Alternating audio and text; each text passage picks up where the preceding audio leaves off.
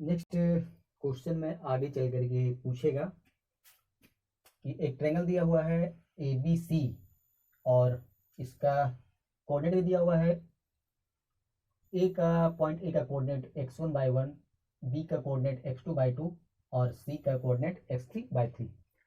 Question में पूछेगा कि सेंट्रॉइड ऑफ ट्रायंगल या जो त्रिभुज है उसका केंद्रक क्या होगा। केंद्रक का मतलब एकदम बीचों बीच वाला पॉइंट, त्रिभुज का वो कौन सा पॉइंट होगा, उसका कोऑर्डिनेट पूछेगा।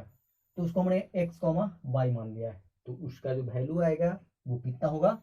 जो x कोऑर्डिनेट का वैल्यू होगा वो क्या होगा, x1 plus x2 plus x3 को जोड़ करके बटा 3 करेंगे तो जो वैल्यू आएगा निकल करके वो x कोऑर्डिनेट का वैल्यू होगा। और y1 plus y2 plus y3 को जोड़ करके 3 से डिवाइड करने पर जो वैल्यू आएगा वो y कोऑर्डिनेट का वैल्यू होगा। तो इस प्रकार से जब भी कभी क्वेश्चन में पूछेगा कि सेंट्रॉइड ऑफ ट्रायंगल या कोई भी त्रिभुज का केंद्रक का कोऑर्डिनेट क्या होगा और कोऑर्डिनेट दिया हुआ रहेगा सभी का, तो हम लोग क्या करेंगे x1 plus x2 plus x3 बटे 3 और y कोऑर्डिनेट के लिए क्या करेंगे y1 plus y2 plus y3 बटे 3। अब हम लोग देखते हैं कि इस प्रकार से यदि कोऑर्डिनेट दिया हुआ है और पूछेगा कि इस ट्रायंगल का एरिया क्या होने वाला है, तो एरिया का फॉर्मूला भी हम लोग देखते हैं। आएगा एरिया ऑफ ट्रायंगल निकालने के लिए, त्रिभुज का क्षेत्रफल निकालने के लिए, तो फिर से वहां पर तीनों को कोऑर्डिनेट दिया हुआ रहेगा, तीनों बिंदु का कोऑर्डिनेट दिया हुआ रहेगा अलग अलग, और वो x1/1 x2/2 x3/3 में दिया हुआ रहेगा। तो उसका एरिया का फॉर्मूला क्या होगा, 1/2 इंटू घेर करके बड़ा ब्रैकेट, फिर छोटी ब्रैकेट स्टार्ट करना है x1/2 प्लस x2/3 मल्टीप्लाई कर लिखना है सबको, प्लस x3 और y1। इतना काम एक बार करना है, फिर घटाना है इसके साथ y1 x2 plus y2 x3 plus y3 x1 के साथ।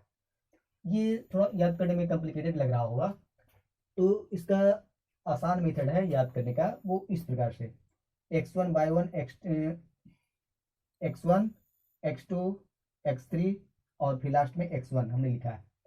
फिर दूसरी तरफ y1 y2 y3 y1 लिखा है। पहला नंबर में क्या करना है, x1/1 जो हमने रेड कलर से दर्शाया है, x1 को y2 से मल्टीप्लाई करना है, x1 को y2 से मल्टीप्लाई करना है और जोड़ना है।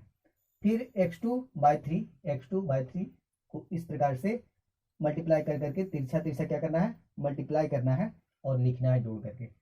फिर जो हमने ब्लैक कलर से दर्शाया है उसको क्या करना है, उन सभी को आपस में मल्टीप्लाई करके जोड़ना है, और जो पहले आया है मल्टीप्लाई करके उसको क्या करना है, घटाना है। जैसे यहाँ पर है y1 x2, तो y1 x2 ये ब्लैक कलर से दर्शाया हमने ताकि समझने में थोड़ा आसानी हो।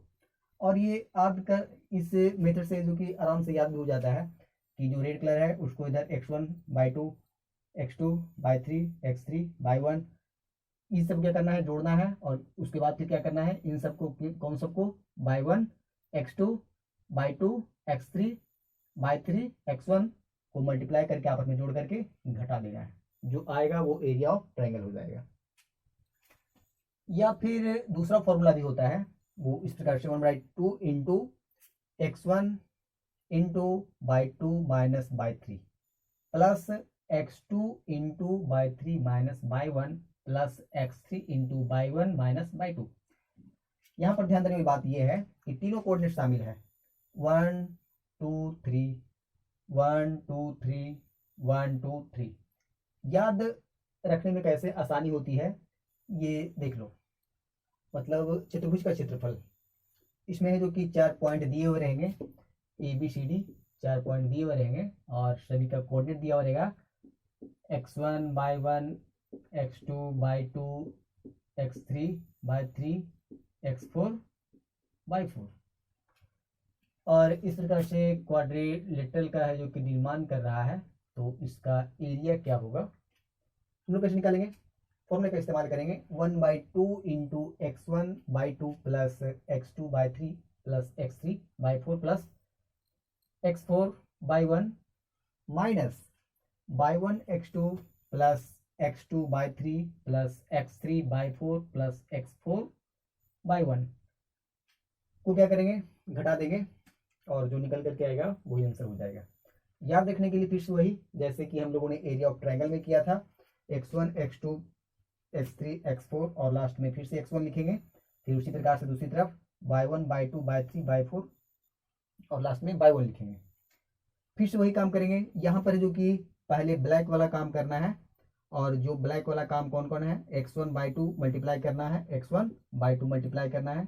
फिर दूसरे नंबर में जोड़ना है फिर क्या, x2 by 3 x2 by 3। फिर तीसरे नंबर में x3 by 4 x3 by 4। फिर x4 by 1 x4 by 1 का कैलकुलेशन करना है। फिर घटाना है किसमें, जो रेड कलर वाला है उसको घटाना है। रेड कलर में कौन कौन है, बाई 1 x2 से मल्टीप्लाई होगा तो बाई 1 x2 से मल्टीप्लाई होगा। फिर बाई 2 x3 से मल्टीप्लाई होगा तो बाई 2 x3 से मल्टीप्लाई होगा।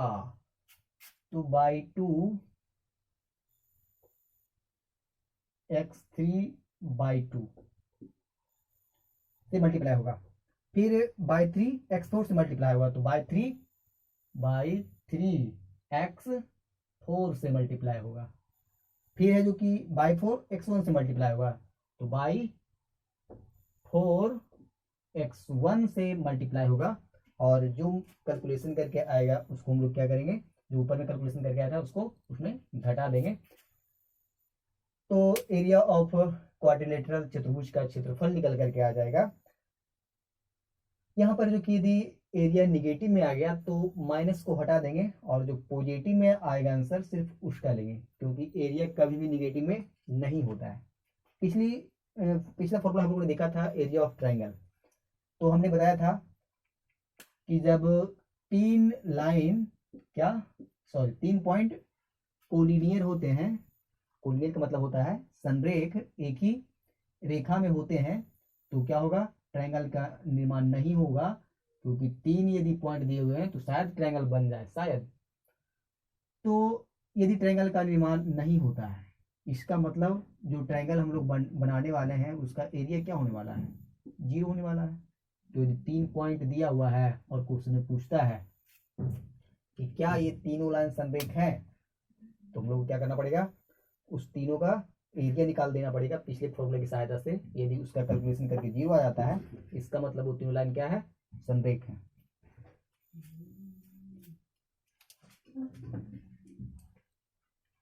चैप्टर नंबर 7 में पढ़ने का है, वो हम लोगों ने देखा अभी थोड़ा देर पहले। अब हम लोग देखते हैं कि क्वेश्चन उससे रिलेटेड कैसे बनेगा। जैसे देखो यहाँ पर एक क्वेश्चन दिया हुआ है, एक्स एक्सिस और ये वाई एक्सिस बना हुआ है। इसमें पूछ रहा है कि जो पॉइंट P है इसका कोऑर्डिनेट का वैल्यू क्या होगा। तो कोऑर्डिनेट लिखने के लिए हम लोग को पता है कि पहले x का मान लिखते हैं फिर y का मान लिखते हैं। तो देखते हैं, x का मान के लिए हमको क्या करना पड़ेगा, बाई एक्सिस के पैरेलल चलना पड़ेगा और रास्ते में x मिलेगा, और यहाँ पर जो निर्देशांक दिया हुआ रहेगा वही जो कि x का मान लिखा जाएगा। तो यहाँ पर हम लोग को मिला 2, तो यहाँ हो गया 2। फिर नेक्स्ट है जो कि y पॉइंट के लिए हमको x के पैरेलल चलना पड़ेगा और y कोऑर्डिनेट की तरफ जाना पड़ेगा। जो y एक्सिस है की तरफ चलने पर हमको -3 मिला, तो ये क्या हो गया, -3। मतलब पॉइंट P का कोऑर्डिनेट क्या हो गया, 2, -3। दूसरा क्वेश्चन है कि एक बिंदु दिया हुआ है, उसका कोऑर्डिनेट बिंदु का, कि मूल बिंदु से दूरी कितनी है। मूल बिंदु किसे कहते हैं, तो यहाँ पर जो बिंदु है इसको हम लोग ऑरिजिन भी कहते हैं, इसी को मूल बिंदु कहते हैं। और यहाँ पर जो कोऑर्डिनेट होता है वो x का मान भी 0 होता है और y का मान भी 0 होता है। एक पॉइंट दिया हुआ है 3,4, मतलब दोनों जगह पॉजिटिव है, इसका मतलब इधर ही कहीं पर बिंदु 3,4 होने वाली है।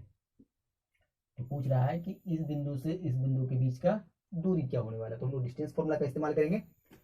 डिस्टेंस फॉर्मूला हमको पहले ही पता है, x2 माइनस x1 का square plus y2 minus y1 का स्क्वायर का अंडर रूट।